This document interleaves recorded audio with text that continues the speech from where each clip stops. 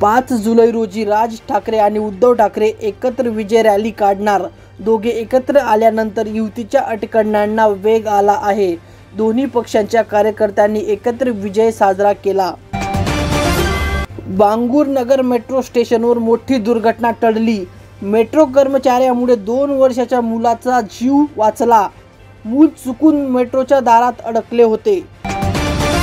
कांदिवलीच्या केईएस शाळेत बॉम्बिंगची धमकी मिळाली, पण तपासात काही आढळले नाही। ईमेलद्वारे लोकांना त्रास देणाऱ्या टोळीचा पोलीस शोध घेत आहेत।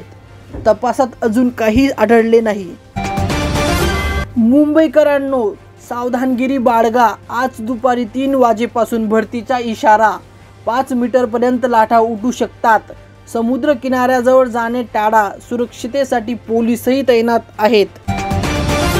प्रवाशांचा रोष आणि तिकिटाचा तुटवडा लक्षात घेता रेल्वे बोर्डाने एसीसाठी प्रतीक्षा यादीत मर्यादा 60% आणि नॉन एसीसाठी 30% पर्याप्त वाढवण्याचा निर्णय घेतला, ज्यामुळे सर्वसामान्यांना मोठा दिलासा मिळाला आहे।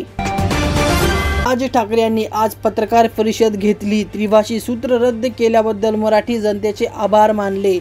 मराठी जनतेला तोडू देणार नाही असे सांगितले। 5 जुलै ही तारीख पुन्हा सांगताना ते म्हणाले की या दिवशी ते सरकारचे हेतू स्पष्ट करतील।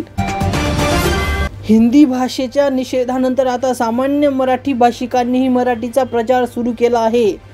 त्यांनी लोकल ट्रेनमध्ये गाणी गाऊन मराठी बोलण्याचा प्रचार केला। व्हिडिओ व्हायरल झाला आहे। बुधवारपासून संपूर्ण राज्यात शालेय बसेस बंद राहणार। सरकारच्या दुर्लक्षाच्या निषेधार्थ 2 जुलैपासून बस चालक बेमुदत संपावर। यामुळे विद्यार्थ्यांच्या अडचणी वाढू शकतात। लाडल्या बहिणींसाठी महत्त्वाची बातमी। जूनचा हप्ता आजपासून सुरू होणार। राज्य सरकारने योजनेसाठी पैसे हस्तांतरित केले आहेत। त्रिभाषिक धोरण रद्द झाल्यानंतरही हिंदी सक्तीविरोधात MVN नेत्यांनी विधान भवनाबाहेर निदर्शन केले। मराठी स्मृतीचा अनादर केल्याचा आरोप। म्हणाले, आता मराठी जनता जागे झाली आहे। जोगेश्वरी आणि वर्सोवा येथील शिवसैनिकांमध्ये हाणामारी झाली। काल त्रिभाषी धोरण रद्द झाल्यानंतर कार्यकर्त्यांमध्ये वाद सुरू झाला। ठाकरेंच्या शिवसैनिकांमध्ये आणि शिंदेंच्या शिवसैनिकांमध्ये हाणामारीची घटना समोर आली। कल्याण तळोजा मेट्रो प्रकल्पाच्या कामादरम्यान वाद।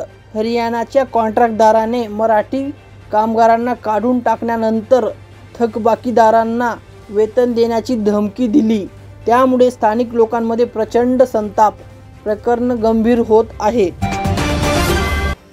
ठाकुर्ली उड्डाणपूलच्या प्रलंबित कामावरून मनसे आणि ठाकरे गट आक्रमक।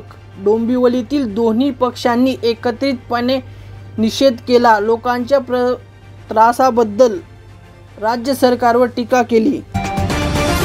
टीव्ही अभिनेत्री शेफाली जेरीवाला यांच्या आकस्मिक निधनाबद्दल प्रियंका चोपडाने व्यक्त केले शोक। शेफाली जेरीवाला यांच्या अस्थिचे रविवारी मुंबईतील जुहू बीचवर विसर्जन करण्यात आले।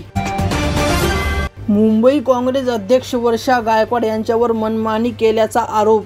BMC निवडणूक समितीच्या वरिष्ठ नेत्यांकडे दुर्लक्ष केल्यामुळे वाद वाढला। पक्षात असंतोषाचे वातावरण। गेल्या 6 महिन्यात ST चालकांना ओव्हर स्पीडिंग आणि लेन कटिंगसाठी 1.33 कोटी रुपयांचा दंड ठोठावण्यात आला, जो आता त्यांच्या पगारातून वसूल केला जात आहे। त्यामुळे कमी पगार असलेल्या ST बस चालकांना मोठा त्रास होत आहे। छत्रपती संभाजीनगर जिल्ह्यातील धक्कादायक घटना। जिल्हा शिवसेना उपनेते सचिन घयाळ यांनी थकबाकी मागणीसाठी आलेल्या शेतकऱ्याला जबरन मारहाण केल्याचे प्रकरण। तपास सुरू आहे। मुंबईत सातत्याच्या पावसामुळे शहरातील 7 तलावांमधील पाणीसाठा 40% पर्यंत वाढला। पिण्याच्या पाण्याचा प्रश्न सुटला।